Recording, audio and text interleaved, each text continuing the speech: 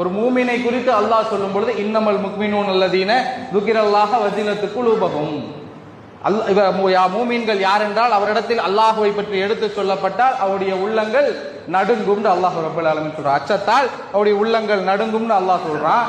சொல்லிட்டு மறுபடியும் சொல்லுவான், வஹீதா துலியத் ஆயாத்துஹும் ஜாதத்துஹும் ஈமானா, அவரிடத்திலே அல்லாஹுடைய ஆயத்துகளை எடுத்து வாசித்தால், எடுத்து காட்டப்பட்டால் அவர்களுக்கு ஈமான் அதிகரிக்கும் அப்படின்னு அல்லாஹ் ரப்பல் ஆலமீன் மூமீன்களை குறித்து சொல்லி காட்டுகிறான். இன்னும் மூமீன்கள் எப்படிப்பட்ட அச்சம் கொள்ளக்கூடியவர்கள் என்று அல்லாஹுடைய தூதருடைய காலத்தில் வாழ்ந்த மக்களும் அல்லாஹ் ரப்பல் ஆலமீனும் தன்னுடைய திருமறையிலே பல கோணங்களில் சொல்லி காட்டுகிறார்கள்.